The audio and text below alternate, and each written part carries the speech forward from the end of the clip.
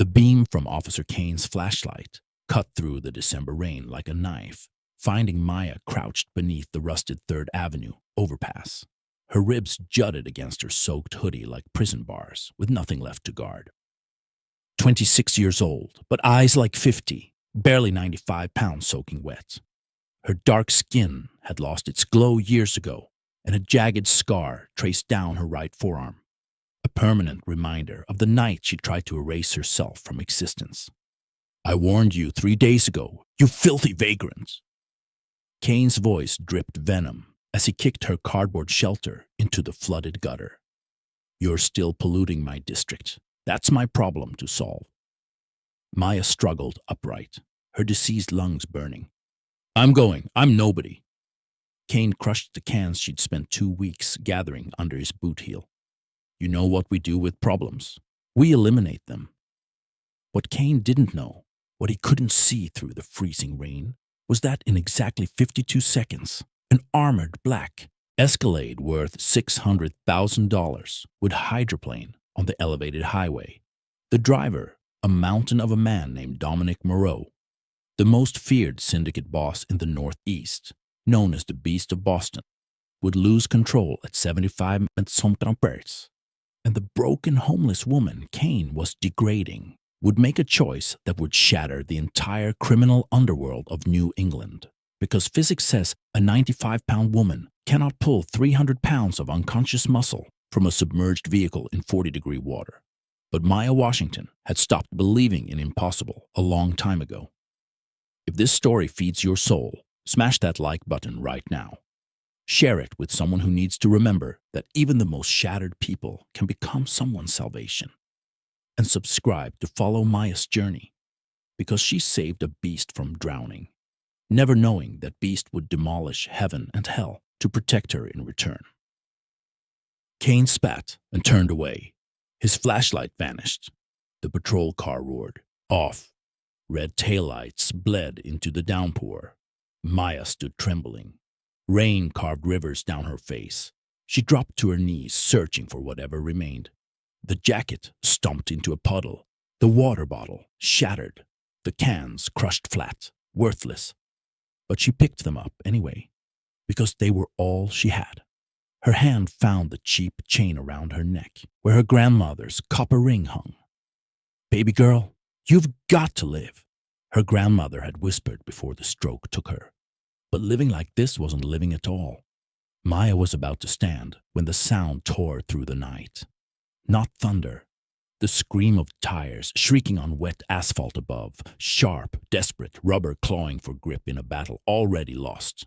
Then metal screamed. The guardrail exploded. Maya looked up as the black Escalade ripped through the barrier like tissue paper. The massive SUV hung suspended in midair for a moment that stretched into eternity. Rain exploding around it like shattered diamonds. Then gravity remembered. The Escalade plunged nose first and struck the river with a sound like the world splitting open. Water erupted 20 feet high. Waves crashed toward the bank. She watched it sink, front already swallowed. Only the rear bumper visible, like a drowning man's hand reaching up one final time. Through the window, she saw him, massive, motionless, head slumped against airbags. Above, horns, screams, someone shouting into a phone. Down here, only Maya and the sinking car. 60 seconds, maybe less. Her mind screamed to run. Who was she to save anyone?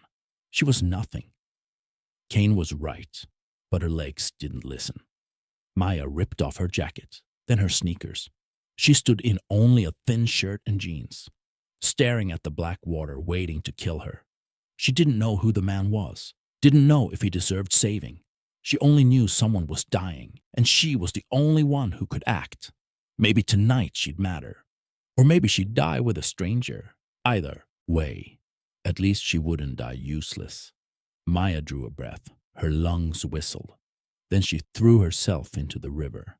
The water hit like death's fist. 38 degrees. The thermal shock blasted every thought from her skull. Her lungs spasmed, her body locked. For 3 seconds, she forgot how to swim. She sank. Darkness swallowed her. Water flooded her nose, her mouth. Then survival instinct ignited. Her arms began clawing water. Her legs kicked. She remembered her grandmother teaching her to float. "My baby girl is strong. You can do anything." Maya kicked violently toward the drowning vehicle. Every stroke was war. The current tried to drag her downstream. But she wasn't debris. Not tonight. The Escalade loomed like a black monster. Front completely submerged. Water pouring through every crack. Maya dove. Her hands found the driver's window. Through the glass, the largest man she'd ever seen. Shoulders like a door frame. Head slumped, blood flowing from his temple, staining the water crimson. Maybe dead. Maybe not. No time to check. She pulled the door handle. Locked. The crash had triggered the security system, turning it into a coffin. Her lungs screamed for air. 30 seconds before she'd drown with him. She saw it. Broken concrete from the overpass, half buried in the riverbed. Maya grabbed it. Nails breaking, skin tearing. She lifted the block and struck the window. First blow, nothing. Second, spiderwebbed cracks. Third, shattered completely. Water rushed in like Niagara Falls. Maya squeezed through the broken frame, shards slicing her arms, but she felt no pain. This man had to live. Maya grabbed his collar and pulled. He was 3 times her weight, but Maya had survived worse than death. She would not be defeated by water. She kicked, hauled him from death's grip, began swimming upward. Every meter was a lifetime. Her lungs were exploding. Her vision blurred. Then she broke the surface. Air flooded her lungs like resurrection. She choked, vomited river water, but never released his collar. She swam toward the bank. When her knees touched mud, she dragged him up, laid him down, then collapsed beside him. Maya lay gasping, body convulsing. Rain kept falling. She heard sirens, saw flashlight beams. They were coming. Maya closed her eyes and darkness held her. The flashlight yanked Maya back. The shouting woke her survival instincts. Police would ask for ID. She didn't have any. They'd call Kane. Maya forced herself upright and crawled toward darkness beneath the overpass. Fingernails scraping gravel. Knees raw. She looked back once. The rescue team reached him. Chest compressions. Oxygen mask. His chest rose. He coughed. He was alive. Something inside her loosened. She'd done it.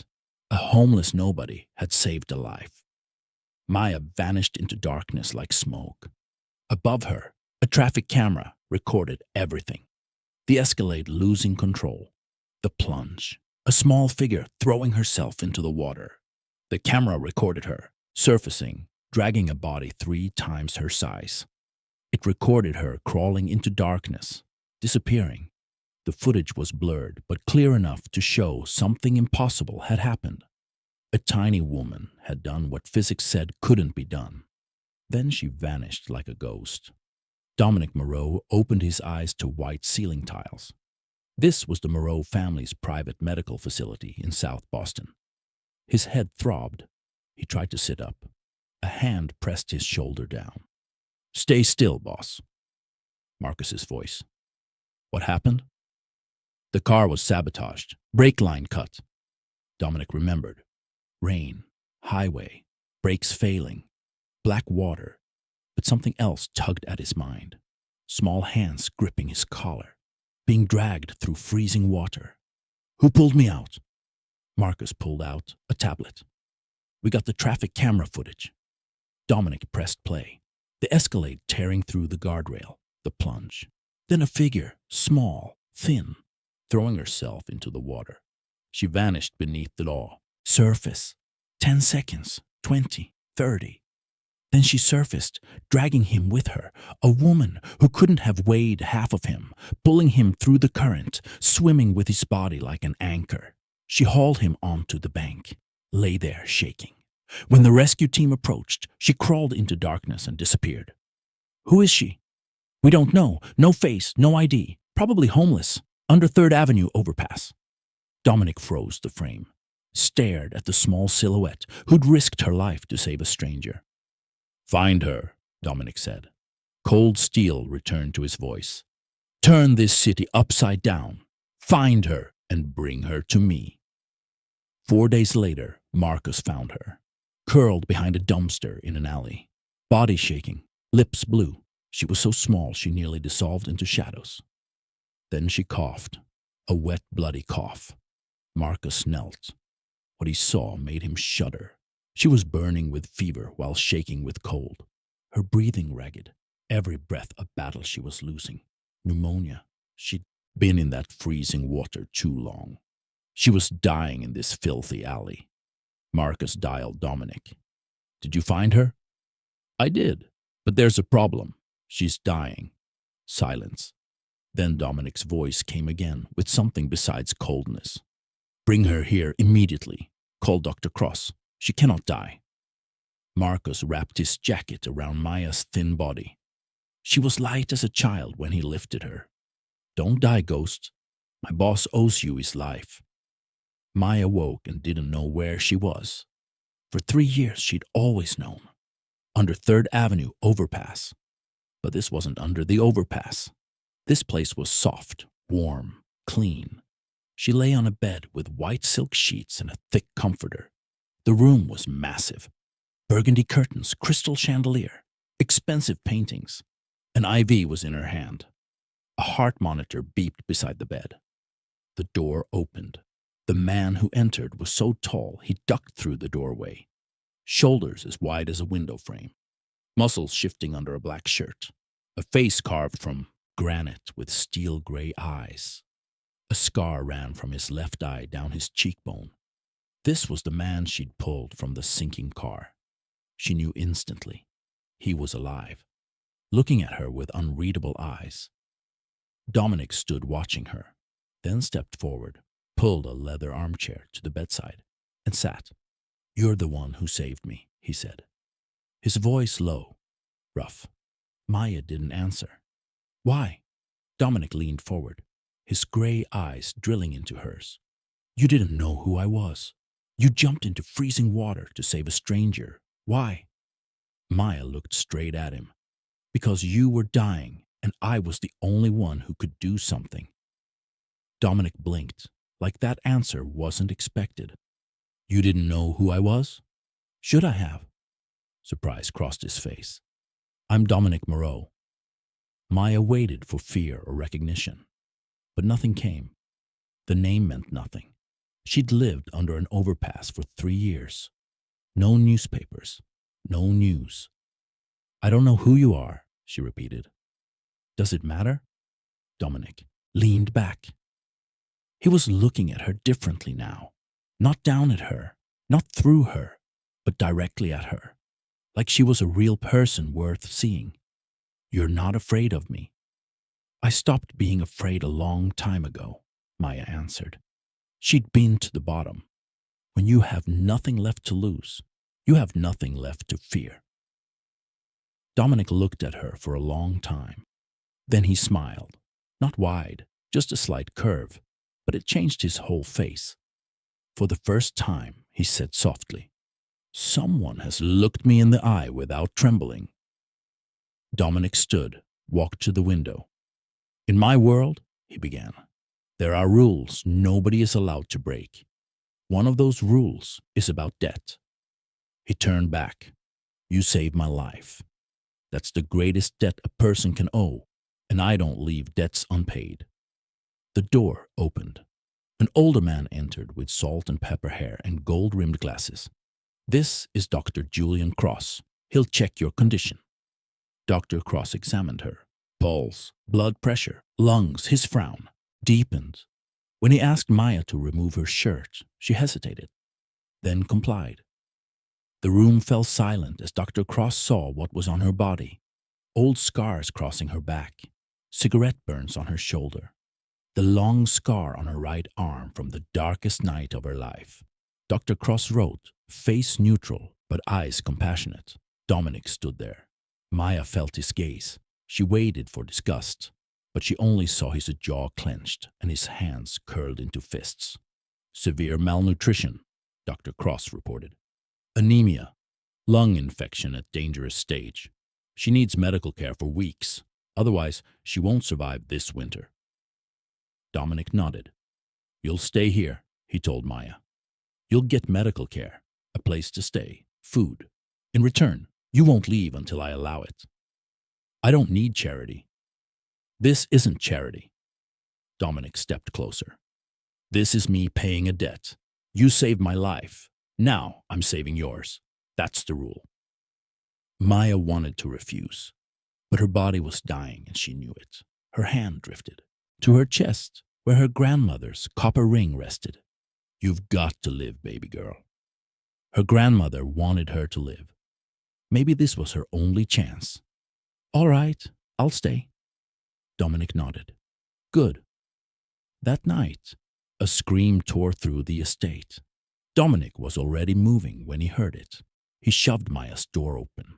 She wasn't in bed. She was curled in the corner like a wounded animal, screaming. Please don't, she cried. I'm sorry. I'll be good. Please don't hurt me. Dominic stood frozen. He didn't know what to do with a woman having a nightmare. But he couldn't turn away.